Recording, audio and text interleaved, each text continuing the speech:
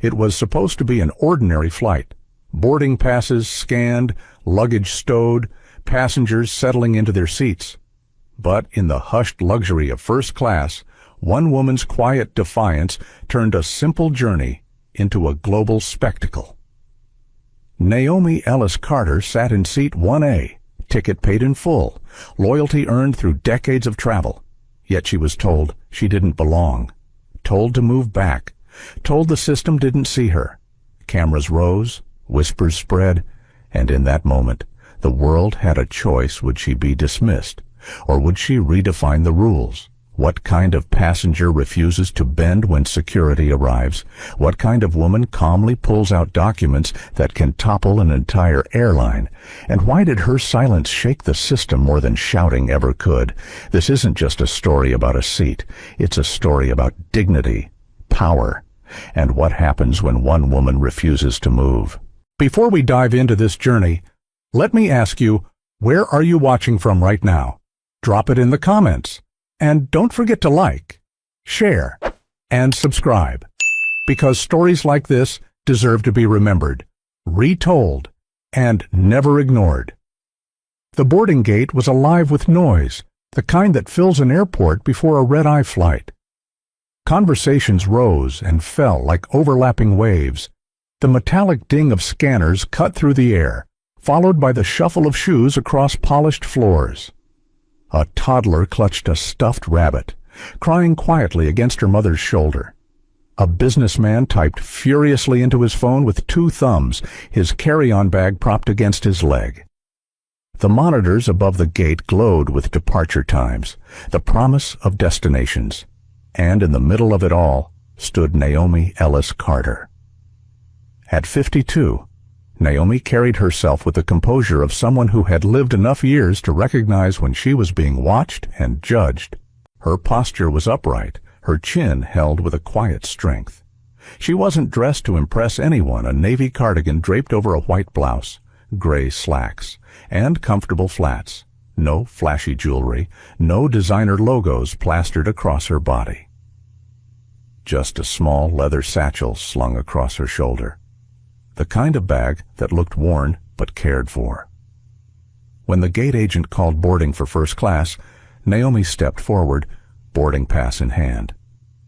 She didn't hurry. She didn't hesitate.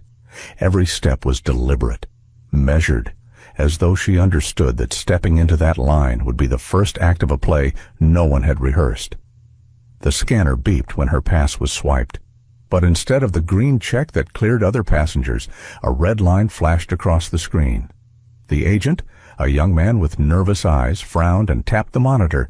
Then, in a voice louder than necessary, he said, "I'm sorry, ma'am, this seat isn't for you." The words sliced through the hum of the gate. Conversation stalled. Even the child stopped crying. Naomi's lips parted slightly, not in surprise, but in recognition. She had heard that sentence before, though not always in those exact words. At restaurants where she had been told, that section's reserved. In meetings where she was asked, "Are you sure you're in the right room?" And now, here at a gate in Atlanta's crowded terminal, where the glowing screen confirmed what she had paid for. First class, seat 1A, yet the agent's tone told her otherwise. Behind the counter, the list of passengers glowed in neat rows. Just above the empty line for seat 1A, the screen blinked as if waiting to be filled. Naomi spoke softly, evenly. "My boarding pass says 1A. She handed it back, steady as stone. The agent hesitated. "Our system shows you're in economy." Economy, as though the word itself carried the weight of her place in the world. Naomi tilted her head, studying him with calm patience. Check again. Other passengers were already walking down the jet bridge, the wide leather seats of first class waiting just steps away. She could see them from where she stood, wide armchairs, chilled champagne, a quiet world where no one questioned your worth. And yet she was being held in place, treated as if she were trying to sneak past a velvet rope she hadn't paid for. The agent's voice sharpened slightly. "Ma'am, This section is for premium passengers only. A ripple of whispers spread across the waiting area. Some people shifted uncomfortably in their seats. Others leaned forward, curious. A few raised their phones, holding them low but angled toward Naomi. Screens lit up like small, watchful eyes. Naomi did not raise her voice. She did not plead. She simply lifted her chin. The corner of her mouth curved, not a smile of amusement, not nervousness, but something unreadable. She let the silence stretch until it felt like every ear in the gate was waiting for her to break it.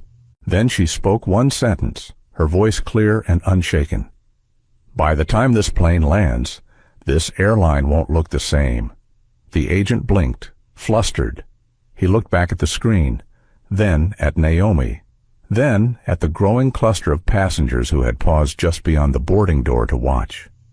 Somewhere behind Naomi, a man in a suit muttered, "Probably a system glitch." Another chuckled under his breath, as if the whole thing were inevitable. Naomi didn't respond to them. Her gaze was fixed forward, steady, unyielding. She wasn't here to convince strangers. She wasn't here to argue her way into comfort. She was here to claim what she had already earned. Her boarding pass rested lightly between her fingers, its edges soft from being held too tightly. The satchel strap pressed across her shoulder, inside. Her phone buzzed once. She ignored it. The gate agent cleared his throat, lowered his voice this time. "Ma'am, please step aside so we can continue boarding." Naomi's eyes swept across the room. Every face she passed carried a question. Was she out of place? Was she stubborn? Was she dangerous?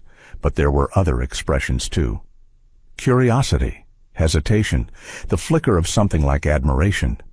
People were watching, phones were recording, but no one was stepping forward. Not yet. She turned her gaze back to the gate agent and spoke again, her tone calm enough to feel like a verdict. "This pass says 1A, paid in full." He shifted on his feet, caught between the glowing screen that said economy and the woman before him who refused to be dismissed. He didn't know what to do with the silence that followed, so he let it hang there, brittle as glass. Naomi didn't move.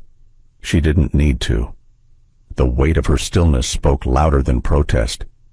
Behind her, a child asked loudly, "Why won't they let her on?" The mother hushed him quickly, but the question lingered in the air, echoing what half the gate was already thinking. The boarding door remained open. First-class seats still waited. The airline's promise of quiet luxury gleamed just beyond reach. But the space between Naomi and that jet bridge had turned into something else entirely, not just a threshold between classes, but a stage where the meaning of dignity itself would be tested. Naomi knew it, and though the eyes of strangers pressed against her, she remained still, steady as the ground beneath them. This wasn't just about a seat. It never was. It was about whether she would be allowed to exist in that space without being told she didn't belong. And Naomi Ellis Carter had already decided she would not move. The air inside the jet bridge was cooler than the gate, the kind of recycled chill that carried the faint smell of jet fuel. Naomi Ellis Carter stepped forward, the strap of her leather satchel digging gently into her shoulder. Behind her, other passengers streamed in, chatting casually, some balancing coffee cups, others tugging roller bags over the ridged carpet. Naomi's boarding pass was still warm in her hand, her eyes fixed on the rows just ahead, where the first-class cabin waited. She knew what that seat looked like: wide armrest, folded blanket, the promise of privacy. Seat 1A was supposed to be hers. She had booked it weeks in advance, paid for it without hesitation. She entered the cabin, and the difference was immediate. The lighting was softer, the air calmer. Seats were already filling. A young woman flipped through a glossy magazine. A man sipped sparkling water poured into real glass. There was laughter, the clink of ice. It was a small world carved apart from the cramped rows behind the curtain.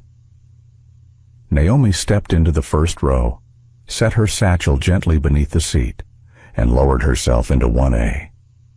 She exhaled slowly, adjusting her cardigan against her shoulders. For a moment, she allowed herself the smallest relief. She had made it here, but the peace lasted only seconds. "Excuse me, ma'am." The voice carried the clipped tone of practiced authority. Naomi looked up. Standing in the aisle was a flight attendant in a fitted Navy uniform, her blonde hair swept into a tight bun. The name tag pinned neatly to her chest read, Rebecca Miles. Her jaw was tight, her smile thin.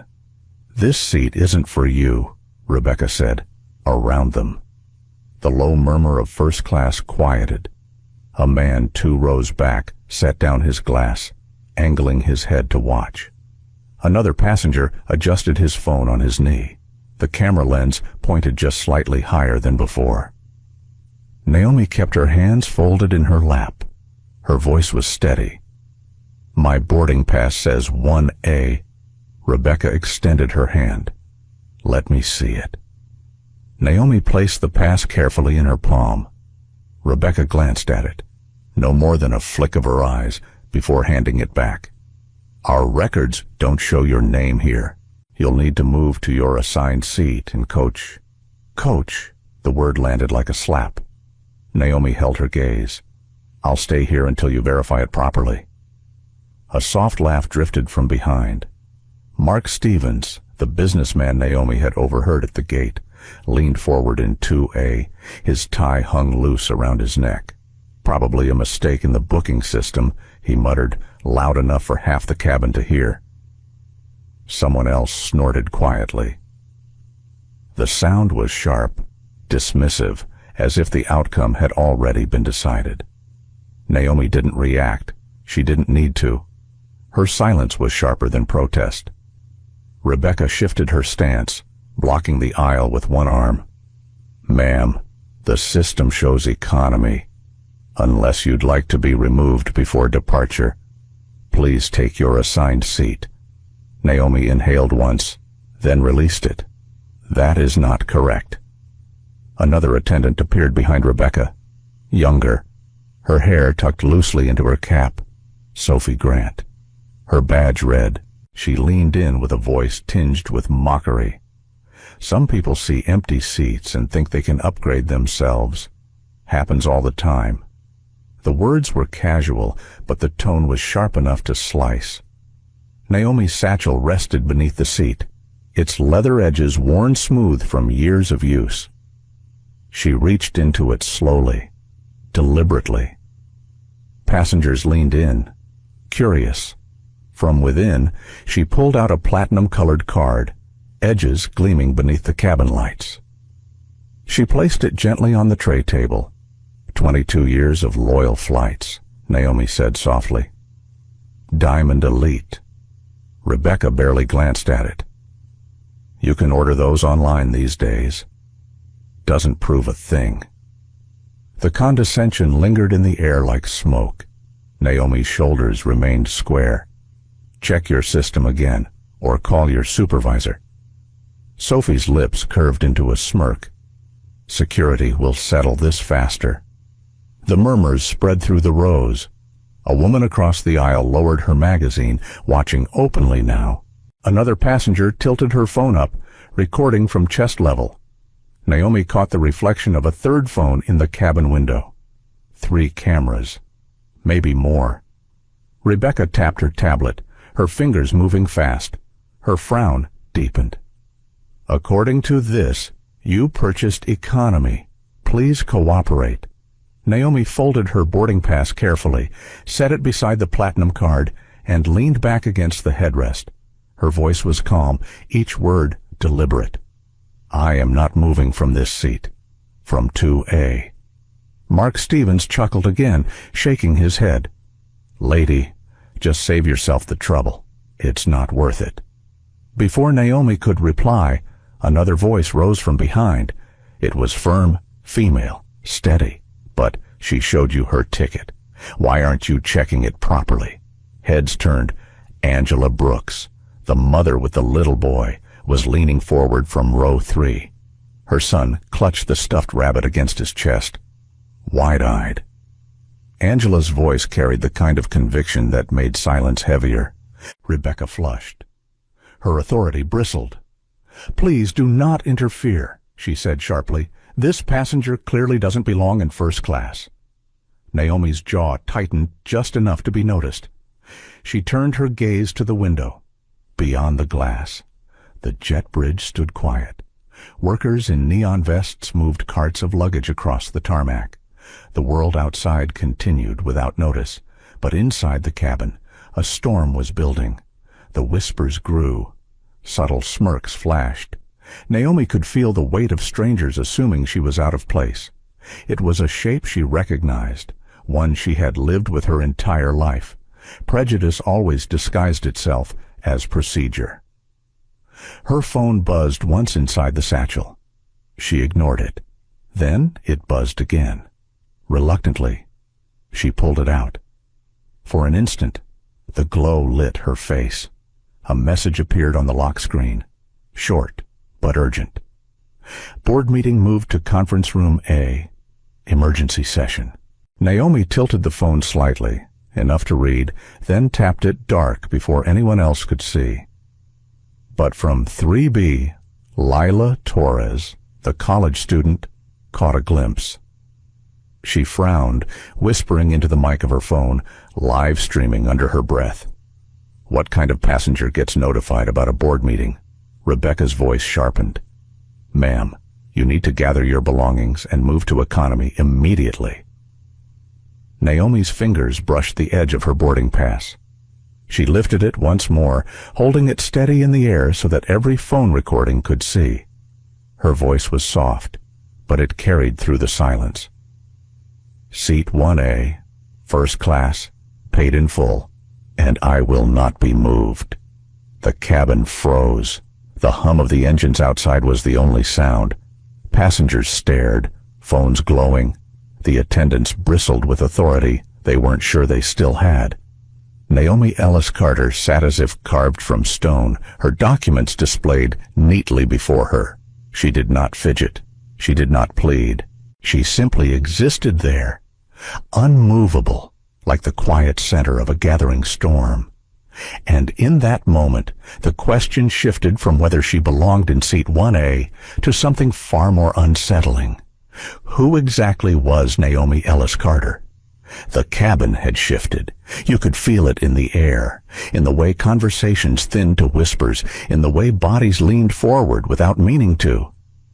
Naomi Ellis Carter sat in 1A, her boarding pass and Diamond Elite card displayed neatly on the tray table. She had made no scene, no outburst, and yet the quiet around her felt heavier than shouting. Phones glowed like lanterns in the dimmed cabin light. Some passengers tilted them discreetly, pretending to scroll, but their cameras were angled toward her. Others didn't bother hiding it anymore. Screens were raised high enough to catch her posture, her stillness, the sharp tension etched into the moment. A man across the aisle coughed, shifting in his seat. The sound seemed exaggerated, like a small protest against the silence. From 3B, Lila Torres whispered into her phone, her voice low but clear enough to carry, "Okay, everyone watching. Here's the update. The lady in 1A is refusing to move. The staff says she doesn't belong there, but she's sitting so calm, like she knows something. It's kind of scary, actually." On her live stream, the feed scrolled with comments. She forged it. "She's rich. She's about to sue. Stay calm. Queen." Thousands of eyes outside the plane were now part of the scene inside. Naomi didn't look at Lila, didn't look at the screens. Her eyes stayed on the oval window. Outside, ground crew in neon vests moved carts of luggage beneath the floodlights. She wondered if they felt freer than she did at that moment. Her phone buzzed again, muffled by the satchel beneath her seat. She ignored it. Then it buzzed once more. She tilted it, just enough for her eyes. Another message. short, almost cryptic. Board is waiting. Don't delay. Naomi's lips tightened. She placed the phone face down, her decision made in silence. The passengers nearest her exchanged glances. They had seen the glow, the urgency, and curiosity rippled through them. In 4A, a businessman squinted at her wrist, eyes narrowing at the watch she wore. Not just expensive, rare. The kind of timepiece only a handful in the world could afford. He muttered under his breath, "That can't be a knockoff." So, who is she? Rebecca Miles, the lead attendant, folded her arms. She was rattled, though she tried to hide it. She had dealt with angry passengers before anger was easy. Anger could be dismissed as disruptive, unruly. But Naomi's calm, her polite refusal, unsettled her in a way that raised voices never could. "Ma'am," Rebecca said louder, making sure the entire cabin could hear. "Your refusal is causing a delay. We cannot take off until this is resolved." Naomi turned her head slowly. Her voice was even, deliberate, each word pronounced as if it were being recorded, which it was. "I am not the one causing the delay." A ripple of murmurs spread again, softer this time, but unmistakable. Some smirked in agreement. Others shifted uncomfortably, unwilling to take a side. The glow of phones tilted higher, catching every syllable. Naomi reached into her satchel, not for papers this time, but for a small, leather-bound notebook. She opened it across her lap and began to write. Names, timestamps, short lines of dialogue, word for word, each stroke of her pen deliberate, like a judge entering evidence into record. Sophie Grant, the younger attendant, scoffed. Oh, now she's taking notes. For what a diary entry, Naomi didn't respond. The pen continued to move, steady and precise.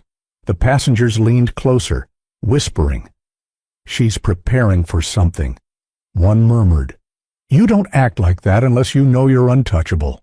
Mark Stevens, the businessman in 2A, who had earlier advised her to save herself the trouble, now leaned back uneasily.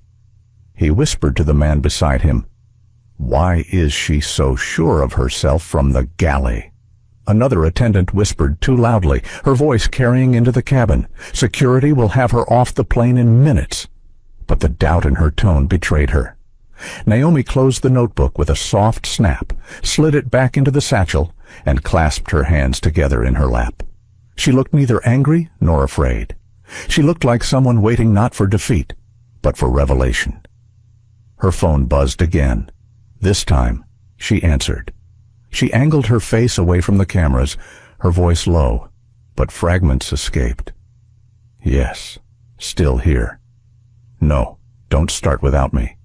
I'll resolve this personally." Passengers nearest her exchanged glances. The words settled like sparks in dry grass. "Start what resolve?" What Lila leaned closer to her phone, whispering into her mic. "You guys heard that? Right," she said. "Don't start without me." Like she's supposed to be at some meeting. Who is this woman? The air grew thick. Strangers theorized in hushed tones. She's a lawyer. No, a politician. She's connected somehow. I can feel it. Rebecca's authority was slipping through her fingers, and she knew it. Her voice rose again, louder, more commanding. "Ma'am, last warning. Move to coach or we'll escort you out." Naomi tilted her chin slightly, her gaze unwavering. She didn't answer. She didn't need to. In the pause that followed, the cabin answered for her through the cameras raised higher, through the comments flooding the streams, through the whispers that had stopped being doubt and started sounding like belief. A woman near the back called out, her voice clear. "Why don't you just scan her boarding pass again? Isn't that the simplest solution?" Rebecca froze, caught between arrogance and logic. Her fingers fumbled against the tablet, tapping the screen. Her colleague Sophie leaned close, whispering, "Something's off. Why won't the system clear her seat?" Naomi's phone lit up once more. Another notification pulsed across the glass. Board meeting rescheduled. Emergency session begins now. She locked the screen before anyone else could see it, but not fast enough. Angela Brooks, the mother in row 3, caught the words and whispered to herself, almost too quietly to hear. Board meeting. What kind of passenger gets texts like that? A new silence fell, heavier than before. It wasn't resignation anymore. It was curiosity, suspicion, anticipation. Naomi folded her arms across her chest and looked straight ahead. Her expression was unreadable. Rebecca bristled. Sophie smirked uneasily, and the passengers whispered theories into the glow of their phones. Slowly, the weight of the room shifted. This was no longer about a seat in first class. It was about the question every voice in the cabin was now whispering. Who exactly was Naomi Ellis Carter? The cabin's air was no longer calm. It had thickened into something taut and fragile. Every word, every gesture seemed amplified, as though the plane itself had become an auditorium. Naomi Ellis Carter remained in 1A, her posture unwavering, while the flight attendants stood over her like guards before a locked door. Rebecca Miles tried again, her tone strained with the tension of someone who felt control slipping. "Ma'am, this will be your final warning. Move to coach now." Naomi didn't flinch. Instead, she lifted her boarding pass, placed it squarely on the tray table, and slid it toward Rebecca with deliberate precision. Scan it again. In front of everyone. Rebecca hesitated, phones tilted higher. A few passengers murmured agreement, subtle, cautious, but unmistakable. "Why not just scan it again?" a voice whispered from the back. "What are they afraid of?" Rebecca's jaw tightened. Her fingers tapped the tablet once more, but the result on her screen stayed stubborn. Economy. She straightened quickly, as though speed could mask the doubt in her face. "The system confirms it. You are not assigned this seat." Naomi studied her for a long, steady moment. Then, without a word, she reached into her satchel again. This time, she pulled out a thick envelope. Its paper edges were worn, faintly creased, as if carried often but rarely shown. She set it on the tray, opened the flap, and drew out the folded sheets inside. The rustle of paper drew the entire cabin's attention. Passengers craned their necks. The glow of recording phones hovered closer. Naomi unfolded the first document and laid it flat. It was her booking confirmation, printed in crisp ink. The line was clear: Seat 1A, first class, paid 3 weeks in advance. She placed it beside the boarding pass, as if setting down a piece of evidence. Rebecca's nostrils flared. "Anyone can print those," she said sharply. "This doesn't prove Naomi cut her off." Her voice calm, but edged with something sharp enough to draw blood. "It proves more than your word does right now." A ripple moved through the cabin, murmurs like wind over grass. Sophie Grant stepped forward, her youthful confidence radiating as though she could shield Rebecca from embarrassment. "Ma'am," she said, her smirk faint but visible, "I've seen this before. People try to fake confirmations all the time. It's not going to work." Naomi's eyes flicked to her, cool and unimpressed. She didn't reply immediately. Instead, she reached for the second sheet. She unfolded it slowly, deliberately, and the weight of the paper itself seemed to silence the room. It wasn't just another booking confirmation. It was her frequent flyer statement, the top corner stamped with the words, "Diamond Elite Lifetime Status." The numbers spoke for themselves: 22 years of loyalty, hundreds of flights, millions of miles. She placed it down beside the first document, then leaned back slightly in her seat. Her voice was even, almost soft, but the clarity made every word feel carved in stone. "You said anyone can fake a card, anyone can print paper. But the numbers, the history, that is mine. and it is not for you to dismiss." Sophie's smirk faltered, but she pressed on, her pride unwilling to bend. These programs are easy to manipulate. People enough. Naomi's voice cut clean, sharper than it had been all evening.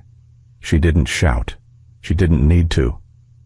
The authority in her tone silenced Sophie mid-sentence. The cabin held its breath. Even Rebecca shifted slightly, her resolve thinning under the weight of Naomi's refusal. From 2A, Mark Stevens muttered again, but this time his voice lacked confidence. "I mean, she has the papers." Angela Brooks leaned forward from row 3, her son asleep against her shoulder now. Her voice was low, but it carried conviction. "She showed you proof. Why won't you just acknowledge it?" Rebecca's cheeks flushed crimson. "Because it doesn't matter what she shows. The system is what we follow, and the system says economy." The words hung in the air like smoke. Passengers exchanged glances, whispers darting back and forth. "So it's not about the ticket. Then what's it about? They just don't want her here." Naomi's fingers rested lightly on the papers before her. She could feel the eyes, the weight of judgment pressing against her skin. Inside, a storm of frustration pulsed. She wanted to shout, to slam the documents into Rebecca's hands, to demand the respect she was owed. But she didn't. She had lived long enough to know that anger only confirmed what others wanted to believe about her. So she breathed, once, twice, steadying the fire inside until it became a controlled flame. Her thoughts turned inward. If I leave this seat, I lose more than comfort. I lose the principle. I prove them right that my presence here is negotiable, conditional, and if I stay, I hold the line for more than myself. The silence stretched until it felt unbreakable. Then Naomi lifted her chin and spoke again. "The system is only as honest as the people who run it. Right now, your system is lying." A gasp slipped from somewhere behind her.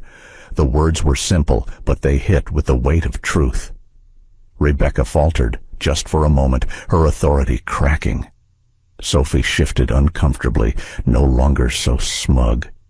Naomi gathered the papers into a neat stack, aligned the corners, and set them squarely in front of her, visible to every camera recording. Then she folded her hands over them, her expression calm, almost serene. The cabin was silent again, but it was a different silence now, not one of judgment, but of suspense. And Naomi knew the tide was shifting. This was no longer just about whether she could sit in seat 1A. It was about whether the system could withstand the truth she carried in her hands. The cabin had grown so quiet that every small sound felt amplified. The faint hiss of the air vents, the click of an overhead bin shutting, the soft scrape of a glass being set down. It was as though the entire plane was holding its breath, waiting for something to break. Naomi Ellis Carter sat in 1A, her documents and boarding pass still arranged in neat order on the tray table. Her posture was composed, her hands folded, her gaze fixed forward. On the surface, she was stillness itself. But inside, a storm brewed, silent but ferocious. She could feel her pulse pressing against her temples, the steady rhythm of frustration demanding release. Every fiber of her body wanted to stand, to confront, to unleash the words that burned on her tongue. She had endured this tone, this dismissal, this subtle blade of exclusion too many times in her life. To be told she didn't belong, even when she had earned her place 100 times over, but she had also learned the cost of letting anger lead. The moment her voice rose, the moment her temper slipped, the narrative would change.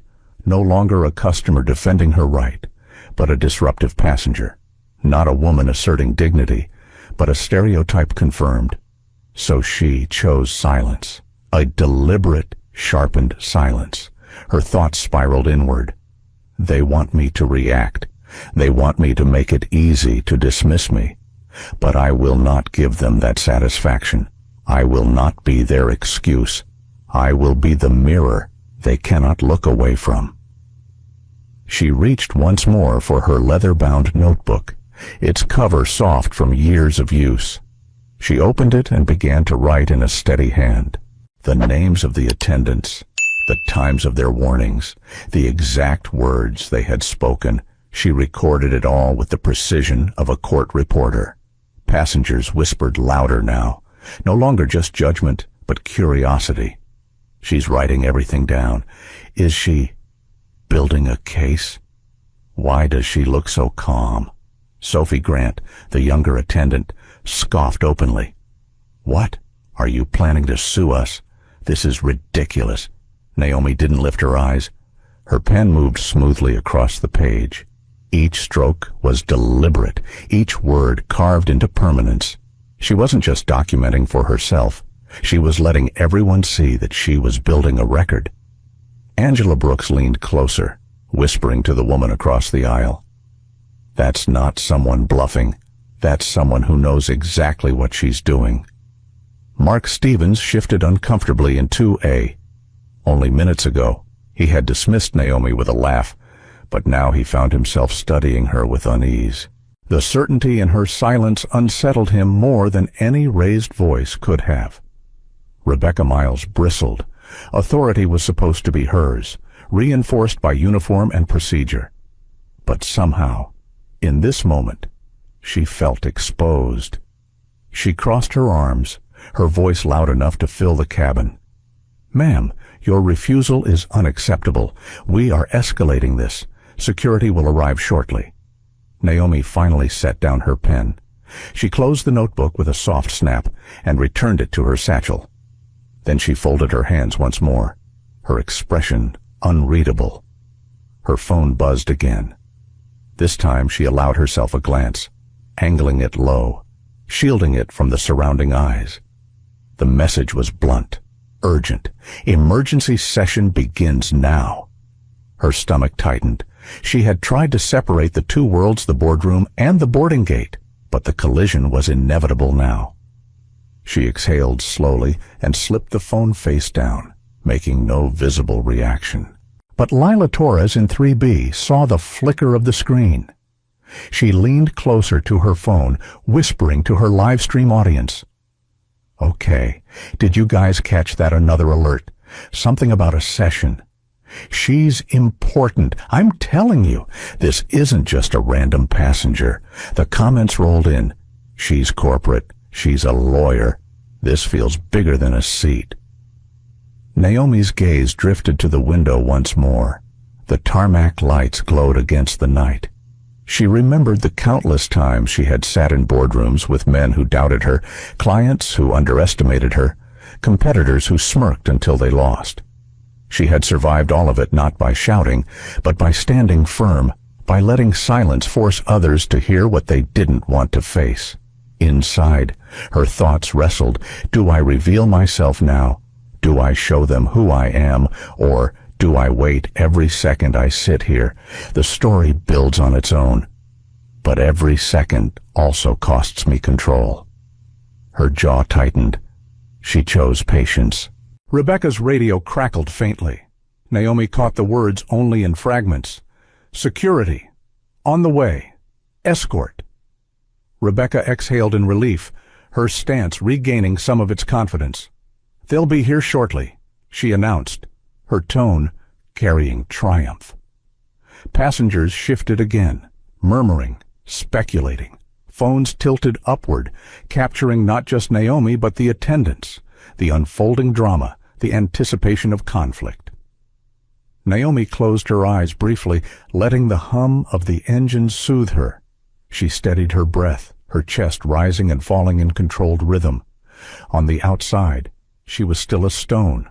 On the inside, the storm raged louder. She remembered her grandmother's voice, words spoken decades ago. Never let them mistake your silence for weakness. Let it be the weight that makes them stumble. Her eyes opened again, sharper now. She looked at Rebecca, at Sophie, at the passengers watching her like a spectacle. She didn't say a word. She didn't need to. Because silence, in that moment, was no longer absence. It was pressure, it was resistance, it was defiance carved into air. And as the seconds ticked by, as the weight of that silence grew unbearable, the passengers began to realize something that unsettled them even more than the attendants' hostility. Naomi Ellis Carter was not waiting to be saved. She was waiting for them to reveal themselves. The storm was already here. It just didn't make noise. The silence was broken by the heavy thud of footsteps coming down the jet bridge. They were slow, measured, the kind of steps that carried authority before a word was spoken. A ripple of murmurs ran through the first-class cabin. Passengers adjusted in their seats, phones tilted higher, and eyes locked on the aisle like it was a stage about to reveal its next act. Two men appeared at the front of the cabin. The first was tall, broad-shouldered, with gray streaking his hair at the temples. His uniform bore the polished look of years of service.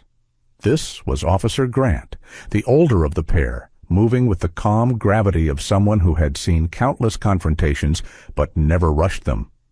Behind him was Officer Diaz, younger, lean, his dark eyes darting nervously between the passengers' raised phones and the attendants who stood stiffly as though reinforcements had finally arrived.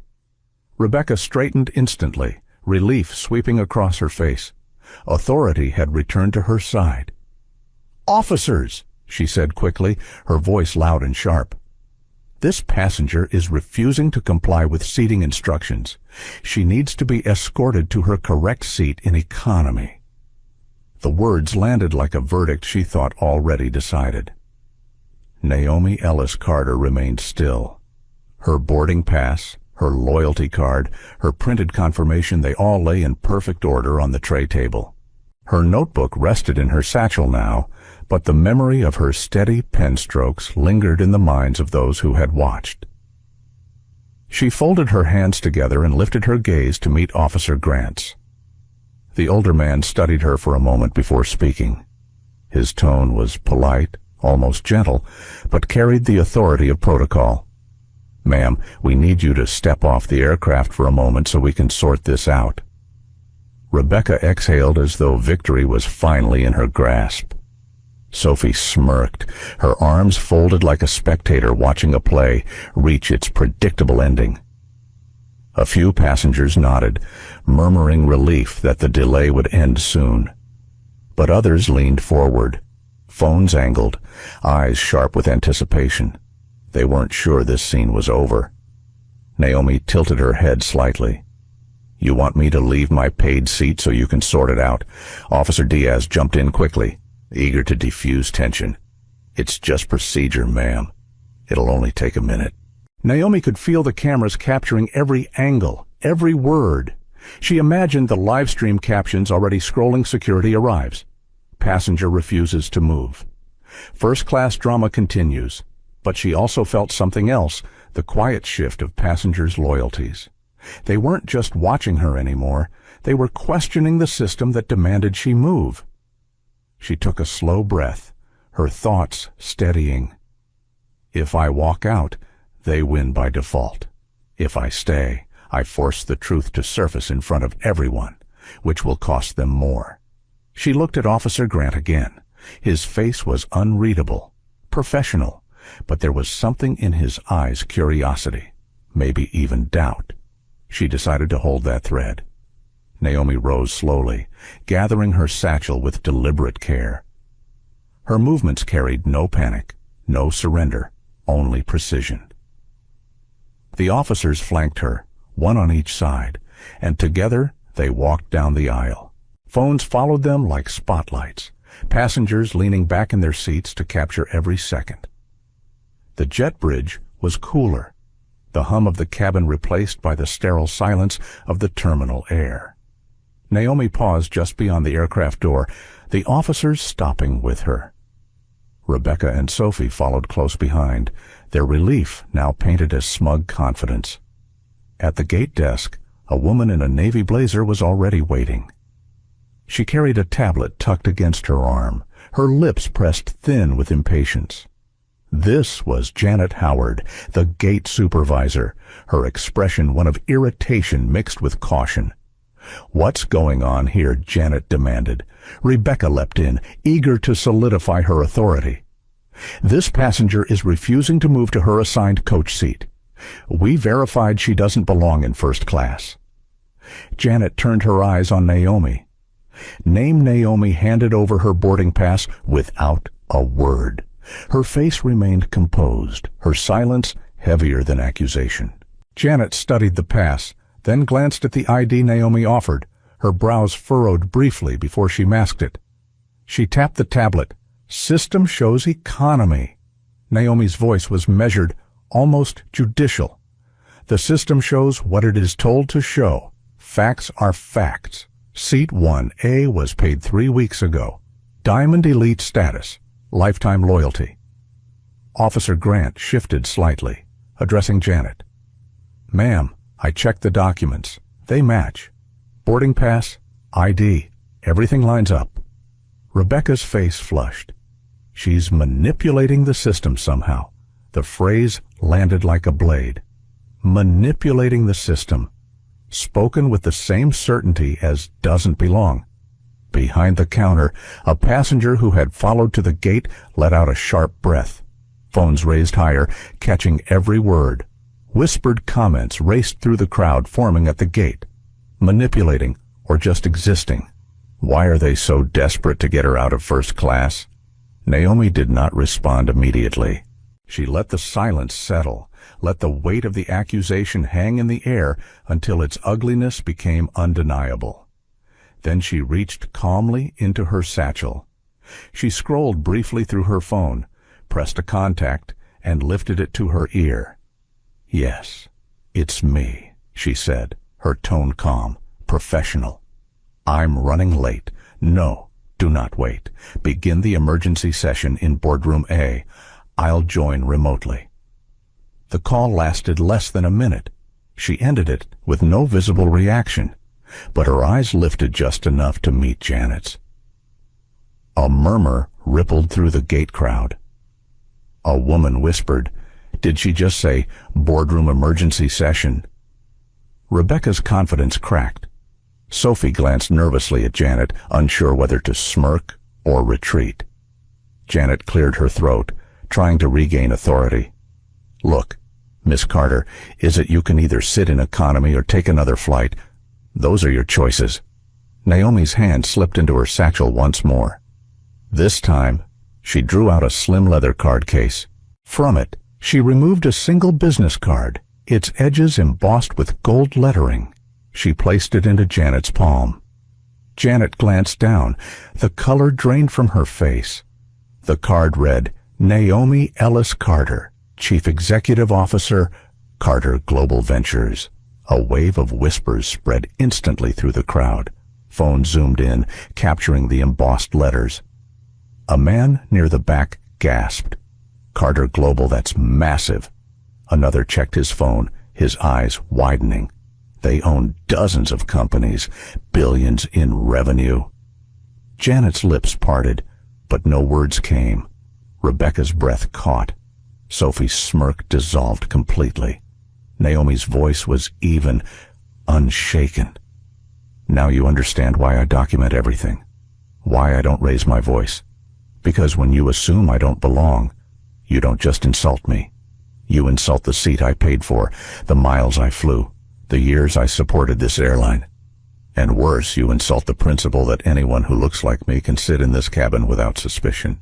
The gate area froze. The silence no longer oppressive, but electric. Passengers who had doubted now stared wide-eyed. Phones streamed, comments flooding faster than fingers could type. Naomi Ellis Carter stood calm, her satchel still clasped at her side, her voice steady as stone. And in that moment, the story changed. She was no longer just a passenger refusing to move. She was a force the system had underestimated. The gate area was no longer just a waiting space. It had turned into a stage, and Naomi Ellis Carter stood at its center. Cameras framed her from every angle. Passengers who had disembarked lingered near the glass walls, their phones raised like torches in a modern coliseum. Security officers stood on either side of her, caught between duty and the unsettling realization that this was no ordinary passenger. Janet Howard still held Naomi's business card in her palm, her knuckles whitening. She glanced at Rebecca, then Sophie, but neither attendant offered support. Both looked shaken, their confidence unraveling thread by thread. Naomi clasped her hands gently in front of her, her satchel at her side. Her voice was calm, but it carried across the gate with clarity that made it impossible to dismiss. I told you before, this is not about raising my voice. This is about facts, about proof, about the choices you made when you assumed I didn't belong. Her gaze swept the crowd. She could feel the eyes, the whispers, the disbelief bending into something else recognition. Officer Grant, the older guard, cleared his throat. His tone was respectful, almost cautious. Ma'am, I've seen people bluff before, but you're not bluffing.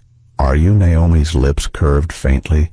Not a smile, but something steadier, sharper. Do I look like I bluff? The murmurs rose. Lila Torres, phone still streaming from 3B, whispered directly into her mic. Okay, guys, she's the CEO of Carter Global Ventures. This is insane. She's not just a passenger. She's someone big, like really big. Her feed exploded with comments. I knew it. No wonder she was so calm. This airline is about to regret everything. Naomi reached into her satchel again, withdrawing a leather portfolio. The edges were scuffed, the kind of wear that came from years of carrying documents too important to leave behind. She placed it on the counter, opened it slowly, and slid a sheet free. The paper gleamed under the fluorescent lights, stamped with seals and signatures. She lifted it just high enough for nearby cameras to catch. Her voice was steady, deliberate. 6 months ago, Carter Global Ventures acquired a 21% stake in this airline, second largest shareholder, larger than any single executive on the board. Gasps rippled through the crowd. A man muttered under his breath, "She owns part of the airline." Another voice whispered sharply, "Oh my God!" Rebecca stumbled back half a step, her throat dry. Sophie's lips parted, but no words emerged. Janet looked as though the ground beneath her feet had shifted. Naomi placed the paper flat against the counter, pressing it gently with her fingertips. I did not want to disclose this here. I wanted to be just another passenger on just another flight. But your actions forced me into this moment. You chose not to see me. So now, everyone will see the truth. Phones tilted closer, capturing every word. Some passengers whispered with awe. Others typed furiously into live-stream chats that were now scrolling faster than eyes could follow.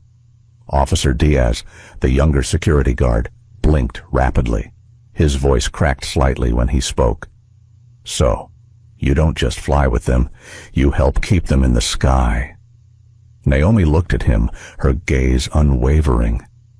Exactly. The realization rippled through the gate. A mother clutched her daughter's hand tightly, whispering, "Remember this moment." A college-aged man whispered to his friend, "She's rewriting the rules in front of us." Naomi gathered the papers again, sliding them carefully back into the folder. Then she lifted her eyes once more, her expression calm but edged with steel. This is not about me reclaiming a seat. This is about accountability. When you dismissed me, you dismissed your own credibility. You exposed the fragility of a system that crumbles under the weight of prejudice. Rebecca finally found her voice. We can reseat you now. Miss Carter, that's not a problem." Naomi shook her head slightly, her tone final. This isn't about reseating me. It's about resetting you." The words landed like a gavel. The crowd stirred, their murmurs swelling into a low wave of agreement. Some clapped softly, others raised their phones higher, capturing the exact moment the balance of power shifted. Janet's radio crackled urgently at her hip. A voice from headquarters buzzed through Supervisor Howard. "Hold all action. Priority 1 call incoming." Her face drained of color. She didn't announce what she'd heard, but the passengers noticed her silence, noticed her trembling hand clutching the radio. Naomi adjusted her cardigan, every movement deliberate, composed. She checked her watch, then looked at Janet. Right on time. The gate was electric now. The murmurs had transformed into open awe. Naomi Ellis Carter was no longer a question mark. She was an answer too heavy to ignore. Rebecca and Sophie stood frozen, their uniforms suddenly flimsy in the glow of cameras. Janet's authority had evaporated, her shoulders slumped with the weight of a realization she hadn't prepared for. Officer Grant and Officer Diaz remained close, but their postures had shifted. They no longer looked like men sent to remove a problem. They looked like men guarding someone important. Naomi picked up her portfolio, slid it neatly back into her satchel, and turned her gaze toward the passengers who had watched every second. "You wanted to know who I am. Now you do. And you understand why silence was my weapon, because silence reveals truth faster than shouting ever could." Applause broke out from somewhere near the back. It was tentative at first, then grew, row by row, until the entire gate area echoed with clapping. Phones shook as they recorded, live stream feeds filling with comments. She just flipped the script. This is history unfolding. She's not just flying, she's flying the system itself. Naomi didn't bow to the applause. She didn't gloat. She simply nodded once, her presence calm, centered, unshaken. The storm she had carried in silence was now in full view, its force undeniable. And as the crowd leaned in closer, as the airline staff shrank back, as the live feed streamed out to thousands watching beyond the airport walls, one truth was certain. Naomi Ellis Carter had revealed herself, and the system that tried to dismiss her would never look the same. The gate area no longer felt like an airport terminal. It felt like a tribunal. Rows of passengers sat or stood with phones lifted, some streaming live to thousands, others silently recording, their screens reflecting Naomi Ellis Carter's calm face. Janet Howard stood rigid behind the counter, clutching her radio like a lifeline. Rebecca and Sophie flanked her, uniforms still crisp, but authority fraying like thread pulled loose. Officers Grant and Diaz lingered nearby, their posture signaling something between respect and surrender. Naomi rested her satchel on the counter, her papers tucked back inside, but her presence still commanding. The applause from moments ago had faded, but its echo lingered in the air, replaced by a tense, reverent silence.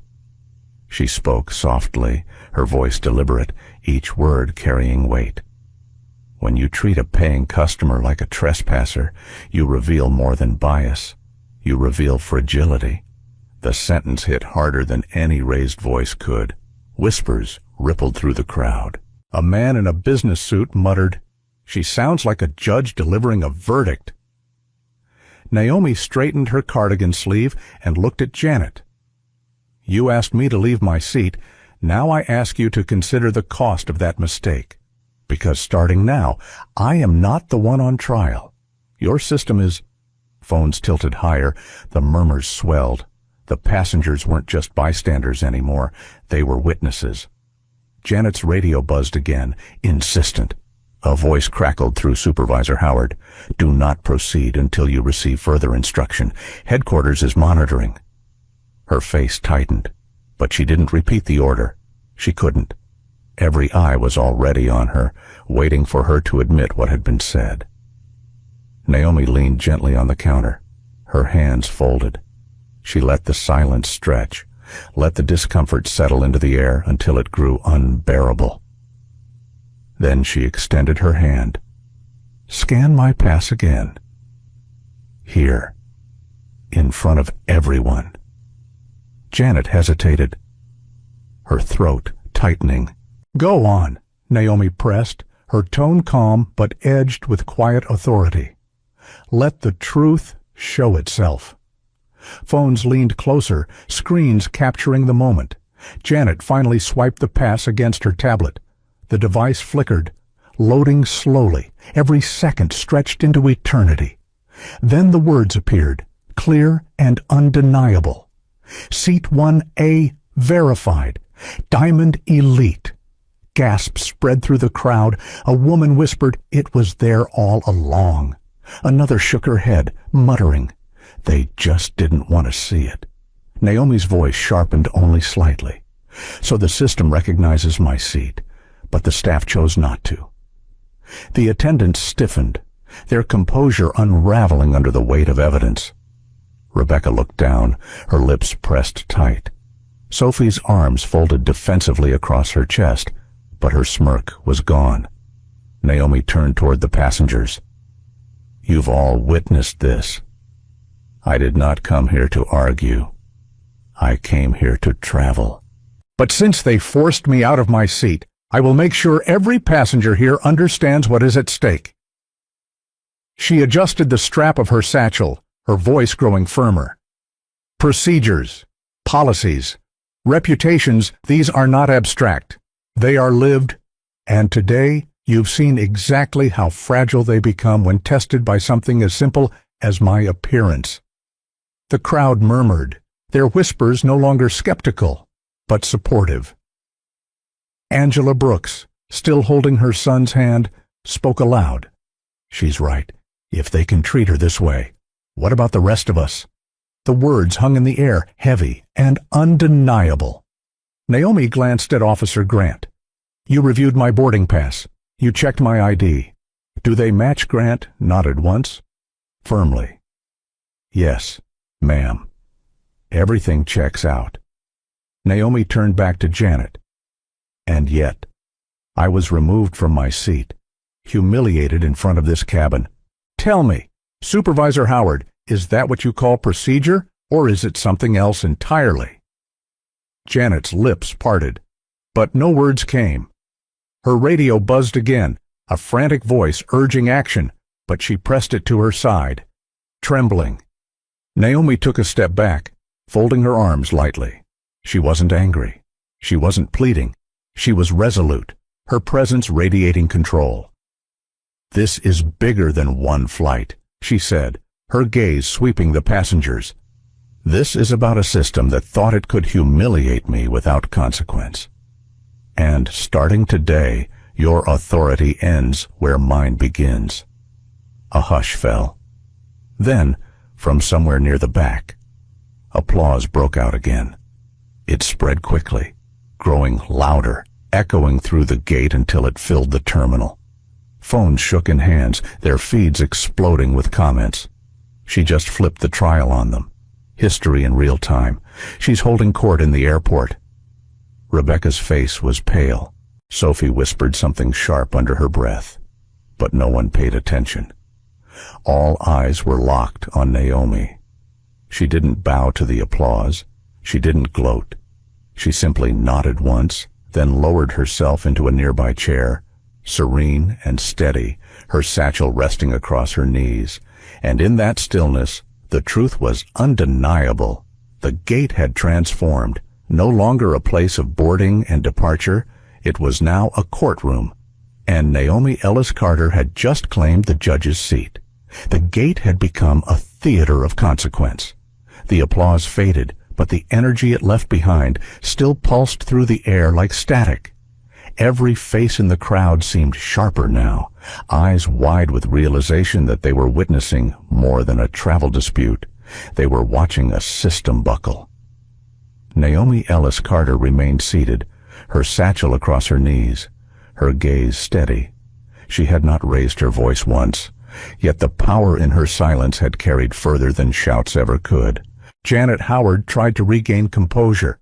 She pressed the radio to her ear, muttering into it as though the connection to headquarters might salvage control. Her voice shook despite her attempt at authority. Yes.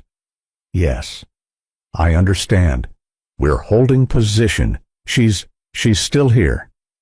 Rebecca Miles stood to the side, arms folded tightly, her face pale. Sophie Grant fidgeted beside her. Her youthful defiance cracked into uncertainty. Neither spoke. Neither dared. Naomi finally broke the silence, her tone measured. The humiliation you tried to bury has already spread beyond this gate. Every camera here is a witness, every feed is a record, and every second you hesitate, the consequences multiply. Her words hit with precision, like stones placed carefully into still water. Ripples spread immediately, passengers whispering, phones buzzing with push notifications, live comments flashing faster. In row 3, Lila Torres lowered her phone just long enough to whisper to the woman beside her, "It's trending. Thousands of people are watching this right now. News sites are picking it up." The woman's eyes widened before the plane even takes off. "Yes," Lila whispered, "before takeoff." Officer Grant shifted his weight, his posture respectful but cautious. "Miss Carter," he said quietly, "what exactly are you planning?" Naomi's eyes moved to him, calm but direct, not a disruption, a correction. Her phone buzzed in her satchel. This time, she didn't ignore it. She lifted it, unlocked the screen, and angled it so that those nearest could see. The subject line of the email notification glowed in bold letters, Atlantic Airways, shareholder, alert incident in progress. Gasps fluttered through the crowd. Even Janet, clutching her radio, faltered. That's impossible. Those alerts don't go public unless a shareholder with authority triggers them. Naomi finished smoothly, locking her phone again. "Which I did." The murmurs sharpened into disbelief. A businessman near the window typed furiously on his laptop, his voice trembling with adrenaline. "It's true. Stocks are dipping. 2% drop in the last 15 minutes. Phones pinged around the gate, passengers receiving their own notifications. Some held their screens high, flashing the headlines to the crowd-breaking airline faces shareholder confrontation at airport. Rebecca stumbled back another step, as though the weight of the news had physically struck her. Sophie pressed her hands to her temples, whispering, "Dear God, what did we do?" Naomi didn't rise. She didn't need to. From her chair, she spoke with a calm certainty that carried through the entire terminal. This is what happens when a system mistakes dignity for disruption, when procedure becomes a mask for prejudice. You thought this was about a seat. It was never about a seat. It was about power. And today, power has shifted. Applause broke out again, louder, fiercer than before. It wasn't tentative now. It was conviction. Passengers clapped, some cheering outright, their voices echoing off the high ceilings. Phones shook as they recorded, live feeds scrolling with fire emojis, exclamations, demands for accountability. Officer Diaz leaned toward Officer Grant, whispering too loudly to go unheard. "She's running the show now. This isn't our call anymore." Grant gave a small nod, his expression unreadable but respectful. It never was. Naomi waited for the applause to settle. Then she lifted her satchel, unzipped it slowly, and withdrew another document. She laid it flat on the counter, her hand pressing it so the cameras could see. "This," she said, "is not just proof of ownership. It is a governance clause. Section 14.2. Any material incident of discrimination against passengers activates immediate shareholder oversight." Janet's face blanched. "No. That clause is internal. It's not meant." Naomi's gaze pinned her. "It's meant for exactly this. Your mistake activated it, and I am here to enforce it." The crowd gasped again. A woman clapped a hand over her mouth. A man whispered into his phone, "She's quoting bylaws. She knows the rule book better than they do." Rebecca's lips trembled. Sophie whispered desperately, "What does that mean for us?" Naomi's voice was steady, each word deliberate. "It means from this moment forward, this is no longer your decision. It is mine." For a second, the silence was total, absolute. Then applause thundered through the gate once more, louder than ever, passengers rising to their feet as though in recognition of history unfolding before them. Naomi Ellis Carter didn't smile. She didn't gloat. She simply folded her arms across her chest, calm as ever, her presence radiating control. The consequences had already begun, and they were only getting started. The terminal was trembling with noise clapping, gasps, the relentless buzz of notifications streaming in from outside. Naomi Ellis Carter had turned the gate into a pulpit, the passengers into witnesses, and the airline staff into defendants without uttering a single unnecessary word. Janet Howard's radio kept buzzing, her hand frozen on it. Each insistent crackle from headquarters sounded more frantic, as though even the executives had lost their grip. She pressed the button once, her voice low. Yes, she's still here. The passengers are watching. Then she let it drop again, her shoulders slumping. Naomi lifted her satchel onto the counter, unzipped it with deliberate calm, and pulled out another set of papers. The cameras followed her every move. She held one sheet just long enough for the closest phones to capture its header shareholder directive. Her voice was precise, cutting through the swell of murmurs. Effective immediately. Personnel responsible for discriminatory conduct will be relieved of duty, pending review. The gasp was almost physical. Passengers leaned back as if struck by wind. Rebecca's mouth dropped open. Sophie let out a strangled whisper. She can't do that." Naomi's gaze cut to her, calm and sharp. "Watch me." Janet's radio came alive again, this time with a clear directive from headquarters Supervisor Howard. Comply with shareholder instruction. "Do you understand?" Janet swallowed hard, pressing the radio close to her mouth. Her voice cracked as she answered.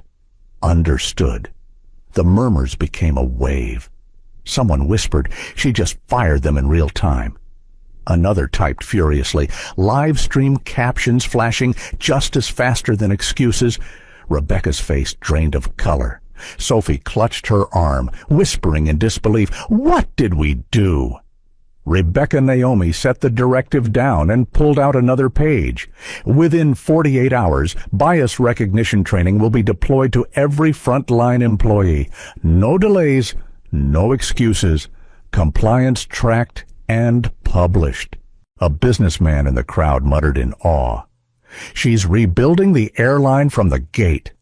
The passengers erupted in clapping again, louder this time, some standing, others cheering. Phones shook as they streamed, comment feeds exploding. This is history. She's rewriting policy live. This airline will never be the same. Naomi didn't wait for the applause to settle. She drew out a third sheet. Within 72 hours, a third-party anonymous reporting system will go live. Every passenger, every employee will have the right to document mistreatment without fear of retaliation. Reviewed by independent auditors, not buried, not erased. Officer Diaz stepped closer, his brow furrowed. "Ma'am," he said quietly, "you're not making suggestions. Are you?" Naomi met his gaze, her voice unwavering. "I don't make suggestions. I make systems." The applause grew to a roar. It filled the terminal, bouncing off the glass walls, spilling into the corridors beyond. Even passengers from neighboring gates drifted over, drawn by the spectacle. Some sat cross-legged on the floor, others pressed against the windows, their phones raised like lighthouses. Janet's face was flushed crimson. Her authority had crumbled, piece by piece, until nothing remained but compliance. She muttered into her radio again, but everyone knew what the response would be. Headquarters wasn't leading anymore.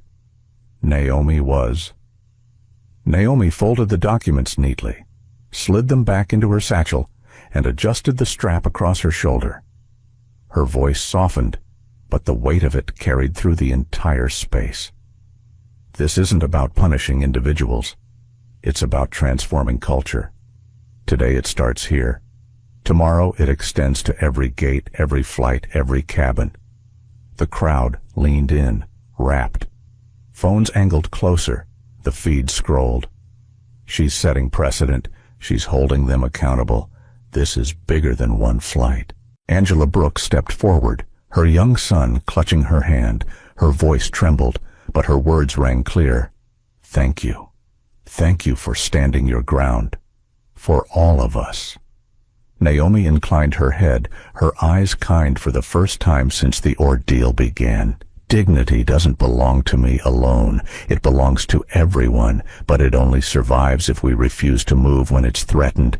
Applause thundered again, echoing with emotion, this time less spectacle, more gratitude. Rebecca and Sophie stood silent, their uniforms now like costumes stripped of meaning. Janet shuffled papers at the counter, her hands shaking as though trying to occupy them. Officers Grant and Diaz stood respectfully near Naomi. No longer enforcers, but protectors of the order she had just imposed. Naomi looked out across the sea of phones and faces. You've witnessed the humiliation. Now you witness the correction.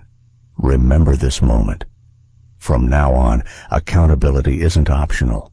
It is the system. The cheers rose once more, echoing so loudly that even the boarding announcements for other flights were drowned out.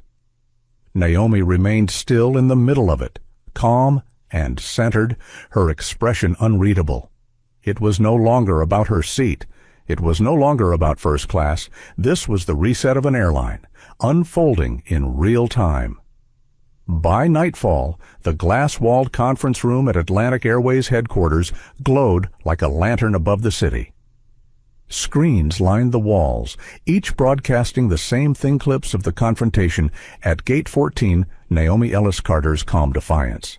The eruption of applause, the directives spoken with surgical precision. News anchors dissected every frame while stock tickers scrolled crimson at the bottom of the broadcasts. Inside the boardroom, the atmosphere was suffocating. Executives, lawyers, and directors filled every seat around the long mahogany table. Their voices were hushed, their postures rigid, as if even shifting in their chairs might expose weakness. At the head of the table sat Patricia Vaughn, the CEO of Atlantic Airways. Her jaw was tight, her eyes shadowed by exhaustion and fury. She slammed a report onto the table, the sound echoing in the silence. "We don't have days," she snapped. "We have hours." She's invoked Section 14, and shareholder oversight is in effect. Do you understand what that means? The general counsel leaned forward, his tie slightly askew. It means Naomi Carter has full authority to issue directives in response to what qualifies as a material incident of discrimination. And she's already issued 3. Training, anonymous reporting, suspensions. A murmur spread through the room. One director raised her hand, her voice trembling. If we resist, she could force a governance review. That could topple this board. The silence that followed was heavy with the weight of truth. Finally, Patricia exhaled sharply, pinching the bridge of her nose. Then we don't resist. We execute. The words felt like surrender, and yet no one challenged them. At that moment, the largest screen at the end of the room flickered. Naomi Ellis Carter appeared by video link, her face lit by the soft glow of her home office. She had changed from her cardigan into a simple navy blazer, her presence calm, her eyes sharp. "Ladies and gentlemen," she began, her tone steady, "this is not a negotiation. This is an emergency reform session." The board shifted uncomfortably. A few directors glanced at Patricia, but she remained still. Her lips pressed thin. Naomi continued, "Every hour you hesitate costs you passengers, revenue, credibility. The world is watching, not tomorrow, not next week, but right now." One vice president tried to speak. his voice defensive. "Miss Carter, with respect, logistics for system-wide training will take weeks." Naomi's gaze cut through him. Her voice didn't rise, but it grew colder, sharper. "When weather grounds half your fleet, you reroute thousands of passengers in hours. Don't tell me logistics take weeks. Tell me you lack will." The man's words faltered. He looked down, ashamed. The room fell silent again, all eyes fixed on Naomi's steady image on the screen. She laid out the mandates like stepping stones across a river. Bias recognition training must launch within 30 days. The anonymous reporting platform must be live in 72 hours. Independent auditors must be contracted by the end of the week. Compliance reports will be public. One director whispered to another, "This is brutal." Another corrected softly, "This is survival." Patricia leaned forward finally, her voice low but steady. "Miss Carter, the board accepts your conditions." Naomi nodded slightly, her composure unbroken. "Understand this tonight is not about saving your image. Tonight is about earning back the right to exist in the skies you profit from. The humiliation I endured was not personal. It was systemic, and it will end on your watch or under your replacements." No one argued. The words landed like weights, pressing the room into silence. Lawyers scribbled furiously, drafting compliance frameworks. Communication officers typed out emergency statements. Directors sat rigid, the reality sinking into their bones. The authority they thought immutable had just been dismantled in real time. Naomi leaned closer to the camera, her eyes unyielding. Accountability is no longer optional. It is the system. The video feed cut, her image replaced by the Atlantic Airways logo. The room exhaled collectively, as though only now remembering to breathe. Patricia Vaughn sat back heavily in her chair. "God help us," she muttered, then, louder, to the room, "Begin execution. Every directive, no excuses." Around the table, heads nodded grimly. Some looked relieved, others resentful, but none resisted, because they all knew Naomi Ellis Carter had already won. By the time Naomi Ellis Carter reboarded Flight 261 Dawn was only a few hours away, the atmosphere inside the aircraft had transformed. Hours earlier, whispers and suspicion had filled the cabin like smoke. Now the air felt charged, reverent, almost ceremonial. Passengers straightened in their seats as she walked down the aisle. Some lowered their phones, not to record, but to clear space. The quiet confidence in her stride was unmistakable, the calm certainty of a woman who had shifted the ground beneath an entire industry. Seat 1A waited, the same seat where the humiliation had begun, the same seat the world had watched her defend. Naomi moved with deliberate care, her satchel in hand, her cardigan folded neatly over her arm. She eased into the leather chair, her movements graceful, her posture steady. The businessman in 2A, Mark Stevens, leaned forward. Earlier, he had muttered about it not being worth the trouble. Now his face was flushed with embarrassment. His voice was hushed but earnest. "Miss Carter, I owe you an apology. I didn't see it clearly at first. I didn't understand." Naomi looked at him, her gaze soft but unwavering. "Then, understand this. Silence is never neutral. It sides with the system that harms." Mark nodded quickly, chastened, his eyes falling to his lap. Across the aisle, a young woman whispered, "She's sitting in the same seat, like nothing ever happened." Another replied quietly, "No, like everything changed." The new flight crew, hastily assigned from the terminal, stood at their stations. Their uniforms were immaculate, their smiles tight but respectful. They did not approach Naomi with suspicion, nor did they treat her with fawning deference. They treated her as what she was, a passenger, equal to every other on board. And that, Naomi thought, was how it should have been from the beginning. As the plane taxied down the runway, the hum of the engines vibrated beneath her feet. Naomi fastened her seatbelt and let her eyes drift to the window. The tarmac lights streaked past. Yet her mind wasn't on the destination. It was on the work ahead, the audits, the reforms, the cultural shifts that could not be undone by press releases. She breathed deeply, steadying herself. The storm had passed, but the real flight was only beginning. The aircraft lifted into the night sky, its body tilting upward as the city lights fell away beneath. A ripple of applause broke out, soft at first, then swelling until it filled the cabin. Passengers clapped not for the takeoff, but for her. Naomi didn't stand. She didn't wave. She inclined her head slightly, acknowledging not celebration, but recognition. Somewhere over the clouds, the plane leveled. Naomi closed her eyes briefly, her hand resting on the satchel in her lap. She thought of her grandmother's words, the ones she had carried like a compass through decades of battles. Never let them mistake your silence for weakness. Let it be the weight that makes them stumble.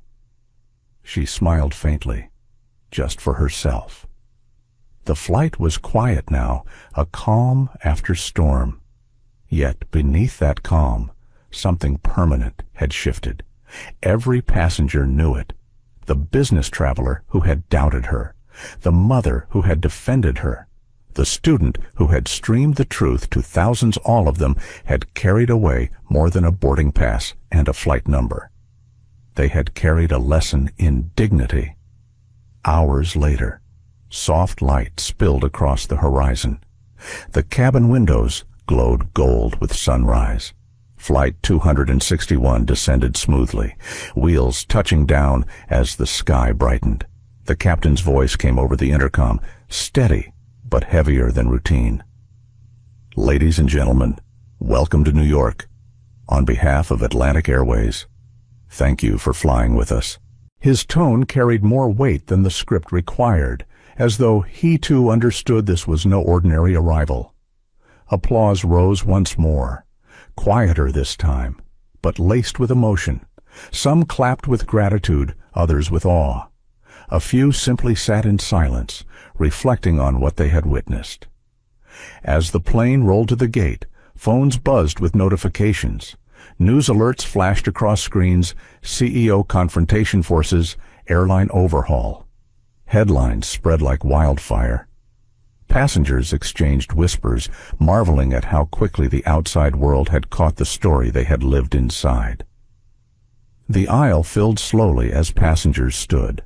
Some paused by 1A as they passed, offering nods, murmured thanks, or quiet handshakes. Angela Brooks stopped with her teenage daughter. Her voice trembled as she spoke. She'll never forget this. Naomi met the girl's eyes with a steady kindness. Then, make sure she never accepts less. The girl nodded, her grip tightening around her mother's hand. When the cabin cleared, Naomi rose. She smoothed her cardigan, adjusted the strap of her satchel, and stood for the final time. She paused at the threshold of the jet bridge, the morning light spilling through the open door. Beyond the glass, reporters had already gathered, cameras glinting, flashes cutting through the dawn. Security held the press back, but the frenzy was visible. Naomi turned once more to look at the cabin, the rows where strangers had become witnesses, the aisle where silence had become resistance, the seat where humiliation had been transformed into history. Her voice was low, but clear enough for the nearest passengers to hear. Remember this flight, not because of me, but because you saw what happens when dignity refuses to move. Then she stepped forward, unhurried, into the morning light. Behind her, Flight 261 had landed, but in front of her, something larger had taken flight, a legacy airborne. What happened to Naomi Ellis Carter was never about a seat in first class. It was about a system that mistook prejudice for procedure, that turned dignity into a debate. And in the span of a single flight, she proved something powerful, that silence can be sharper than shouting, and that one woman's refusal to move can shift the ground beneath an entire industry. She walked onto that plane as a passenger, but she walked off as a force of accountability. She reminded everyone watching, whether in that cabin, at the gate, or on millions of screens across the world, that dignity is not negotiable. Think about the moments in your own life when you've been told you don't belong. Think about the times silence felt safer than resistance. Naomi's story is a call to all of us: do not move when your worth is questioned. Stand your ground, because you are not alone, and because the truth is stronger than the systems that try to deny it. As we close this story, let it linger not just as outrage, but as resolve. Outrage against discrimination, resolve to carry dignity forward. If this story moved you, if it made you think about your own strength, then share it. Leave a comment with your thoughts, and join the community we're building here. Don't forget to like, share, and subscribe, so you never miss the next story of courage, justice, and transformation. Because voices like Naomi's matter, and so do ours.